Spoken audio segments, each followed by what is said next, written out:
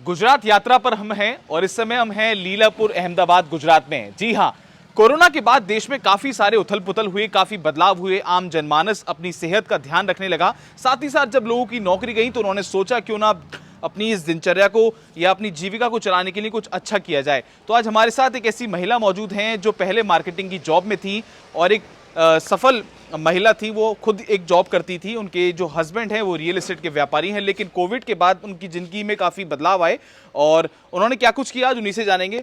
नमस्कार मैम, बहुत बहुत स्वागत है आपका। नमस्कार, जय गौ एक बार माता। अपना परिचय बताएं, अपना नाम और आप कहाँ पर और क्या कुछ कर रही हैं। मेरा नाम शीतल पटेल है और अभी हम श्री राम गौशाला में हैं, जो हम गायों का हम गौशाला में भ्रमण करेंगे। और वैष्णो देवी के पास लीलापुर गांव है, वहाँ हमारी श्री राम गौशाला स्थापित है। जी, तो ये बताइए, जैसे कि आपने मुझे बताया था अभी जब चर्चा शुरू कर रहे थे हम लोग, तो आपने बताया था कि कोविड के दौरान आपकी नौकरी चली गई, उसके बाद में आपने ये सेटअप लगाया और आपने ये गिरोगान या ये जो पूरा डेयरी फार्म का सेटअप है ये लगाया।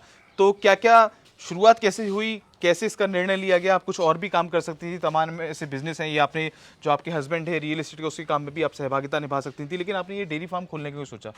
जब कोविड दरमियान हम घर पे बैठे थे, जी। लगातार 6 महीना तो घर पे ही बैठे थे सब। जी। तब कोविड दरमियान तो घर पे बैठे थे, कोविड के बाद तो हमारी जॉब शुरू हो गई थी, लेकिन जब ये 6 महीने का जो वक्त था उसमें विचार आया कि ऐसे ही सब रासायनिक यूरिया है, सब अभी शरीर में ही जा रहा है, बराबर। तभी एक विचार आया कि हमारी पशुपालन बंद हो रही है, हमारी प्राकृतिक संस्कृतियाँ बंद हो रही है, तो ना क्यों ना हम उसको आगे लाने का एक प्रयास करें। जी। तो फिर हमने गाय के बिजनेस का सोचा कि एक ही गाय हमारे घर के लिए लाए। जी। एक ही गाय हमारे घर के लिए लाने का विचार आया था, लेकिन ये पता नहीं था आज की इतना बड़ा हम प्रयास कर लेंगे। फिर एक के बाद एक प्रयास करने का मौका मिल गया, तो अभी हमारे पास 150 से प्लस गाय माता है। एक ही ध्येय है हमारा कि हम भी अच्छा खाएं, दूसरों को भी, हमारे जो कस्टमर है उनको भी अच्छा खिलाए, बराबर। आपकी कंपनी का जो लोगो है उस पे लिखा है गिर ओ गान, और उस पे ऊपर एक घंटी लगी हुई है। हाँ। इसके बारे में बताइए कि घंटी क्यों लगाई है और इसके जो आपका जो कंपनी का नाम है ये कैसे चरितार्थ करता है, इसके बारे में गिर ओ गान जो नाम है वो हमारे सर है डॉक्टर जयसल पटेल, उनका सोचा हुआ नाम है। अच्छा। हाँ, और ये घंट है, ये प्राकृतिक संस्कृति आप अच्छा। देख रहे हो कि ये घंट है एक प्राकृतिक। हम अभी तो क्या है, हमारे घर पे बेल है जी, वो क्या है आधुनिक हो गया, लेकिन ये प्राचीन संस्कृति हमें संभाल नहीं थी।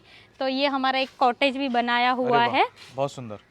ये कॉटेज भी हमारे देसी पद्धति से बनाया हुआ है। वो जैसे प्राचीन काल में वैदिक कुटियां होती थी, संत महात्मा इस कुटियाओं में रहते थे, उस तरीके का आपने सेटअप लगाया है। ऐसे हमारा विचार जो आया था और उसी तरह से ये गौशाला हमने बनाई हुई है। बहुत सुंदर। और लगभग कितनी एरिया है इसका, कितने एरिया में फैली हुई है? 60 बीघा में ये एरिया पूरा फैला हुआ है जी।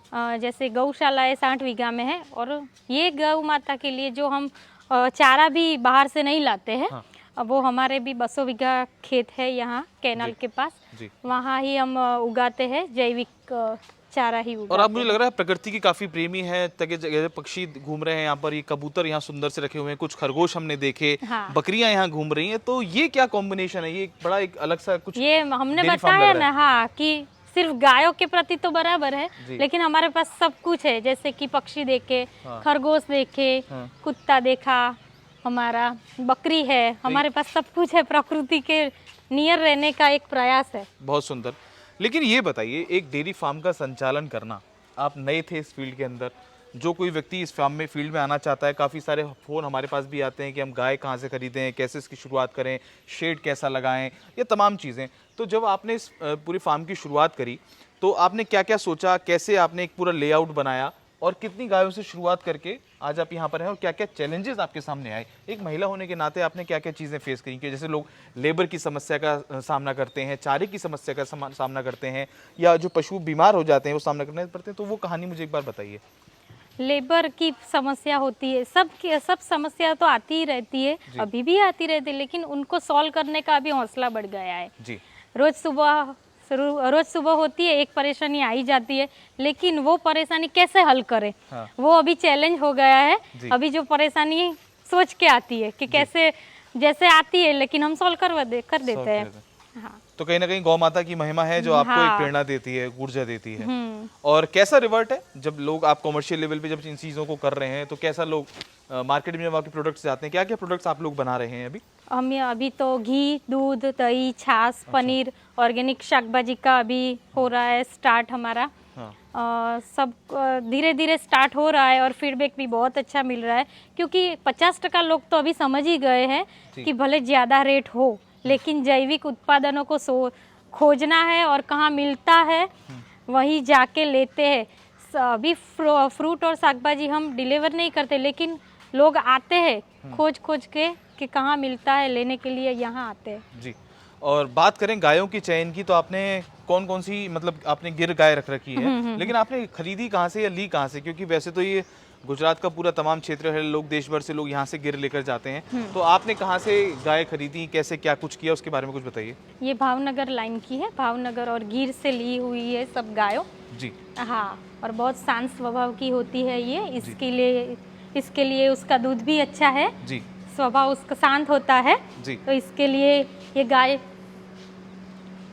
अच्छा, आप प्यार कर रही हैं तो आपको एकदम। और सब गायों का नाम भी रखा हुआ है, सबके जो बच्चे होते हैं उसका भी नाम हम बुलाते हैं तो आ जाते हैं। अच्छा, बहुत सुंदर। चारे की बात करें, चारे में क्या क्या आप लोग देते हैं, कैसा फीड प्रोवाइड कराते हैं? एक टाइम हरा चारा देते हैं, एक टाइम सूखा चारा देते हैं। अच्छा। हाँ। और यहाँ पर कुछ अलग अलग तरीके की, जैसे सफ़ेद गिर है वो भी रखी है, एक का रंग अलग है वो भी रखी है आपके यहाँ? तो ये ओरिजिनल ब्रीड है, वो वाइट कलर की जो गाय है जी, वो प्योर लिलड़ी है। अच्छा। हाँ, ये बहुत कम देखने को मिलती है। बहुत हाँ, कम देखने को मिलती है गुजरात में जी। तो और कुछ बताना चाहें, कुछ ऐसी जानकारी देना चाहें, लोगों को अवेयर करना चाहें कि वो गिर गौ माता पे स्विच करें या फिर देसी गायों का गौपालन क्यों करना ज़रूरी है? एक महिला होने के नाते आपने प्राइवेट नौकरी छोड़कर और खुद अपना एक सेटअप लगाया, एक बिज़नेस लगाया, और क्या बताना चाहेंगी क्या? और गोबर का आप कैसे इस्तेमाल करते हैं? गोबर या गौमूत्र का आप कुछ प्रोडक्ट बना रहे हैं अभी? हाँ, गौमूत्र का हमने प्लांट डाला हुआ है, वो हम दिखाएंगे अभी।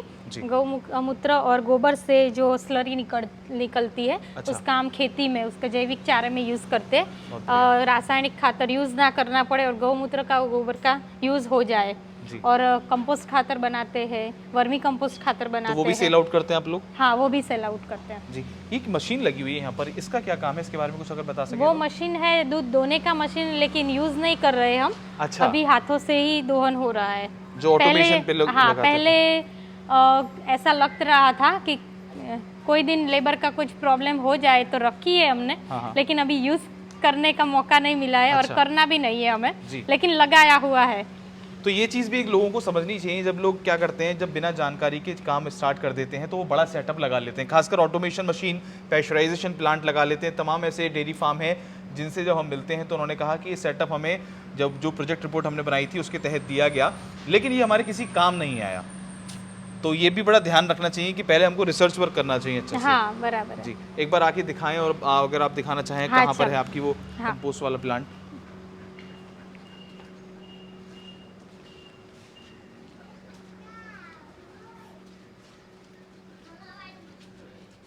बायोगैस स्लरी का प्लांट है ये जी। हाँ।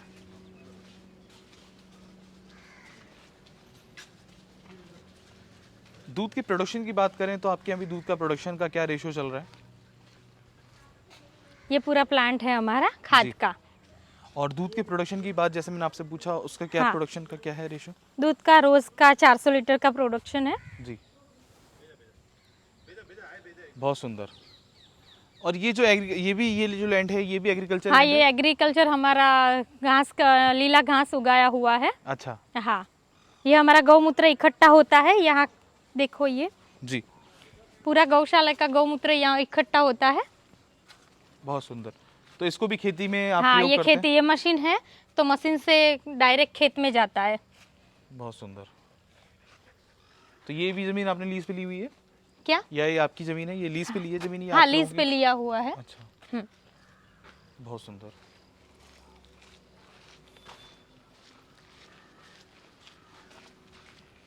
तो आपकी दिनचर्या क्या रहती है, लगभग कितना समय आप इस पूरे फार्म पर देती हैं और कितना घर पे देती हैं? हाँ, मैं सुबह 3 बजे तो उठ जाना पड़ता है। जी। हाँ जी। 3 बजे सुबह आप उठ जाती हैं? हाँ, 3 बजे क्या 4 बजे हमारा काम चालू हो जाता है। अच्छा। तो 4 बजे से चालू हो जाता है काम, सुबह 8 बजे तक फिर काम चालू होता है। जी। फिर थोड़ा सो जाते हैं, आराम करते। अच्छा। हाँ, फिर मैं 10 बजे यहाँ आ जाती हूँ गौशाला पे। जी। 10 से 7 मेरा गौशाला पे ही होता है मेरा पूरा समय। खेती किसानी करना इतना आसान नहीं जितना लोग सोचते हैं कि एक बार फार्म लगाओ और लाखों का मुनाफा कमाओ। तो हाँ। कितना मतलब पॉसिबल, बहुत टाइम लगता है उस चीज़ को होने में। थोड़ा टाइम तो लगता है लेकिन जुनून होना चाहिए। ये शौक है हमारा, शौक से भी कर रहे हैं और जुनून भी है तो और हो अच्छी जाए। सेहत के लिए भी कर रहे हैं और ताकि सेहत हम भी खुद ली, स्वस्थ हाँ। रहें और अपने बच्चों को स्वस्थ रख हाँ, सकें। सेहत भी के लिए तो पहले। आपकी जैसी जो महिलाएं हैं या जो ऐसे कपल्स हैं जो इस काम को करना चाहते हैं, उनको क्या सलाह देना चाहेंगे? क्योंकि हर किसी का एक अपना अनुभव होता है, आपकी भी कुछ अच्छे और बुरे अनुभव रहे होंगे जिनसे उन्होंने आपने सीख ली होगी। तो उनको क्या कहना चाहेंगी, कैसे वो शुरुआत करें? ज़मीन लीज पे लेकर करें, 5 गायों से करें, 2 गायों से करें, कैसे शुरुआत करें या उन क्या गलतियाँ ना करें वो? एक गाय से भी शुरू करो, लेकिन शुरू करो, आपको पता चल जाएगा कि हमने शुरू करने के बाद हमारी लाइफ पूरी चेंज हो गई है। हमारा जो स्वभाव है, पहले तो गिर गाय से जुड़ने का, आप यूट्यूब पे सब चैनल पे देखते हैं जी। कि अमेरिका जैसे शहरों में तो पैसे लिए जाते हैं उसको हक करने के लिए भी। काउ कटलिंग जिसको आजकल कह रहे हाँ, हैं। जी। तो हमारे पास तो है अभी यहाँ जो प्रोवाइड कर रहे हैं, तो एक गाय से भी शुरू करना चाहिए। हमारे पास ज़मीन है तो कर लेना चाहिए, बहुत अच्छी बात है ये तो। जी।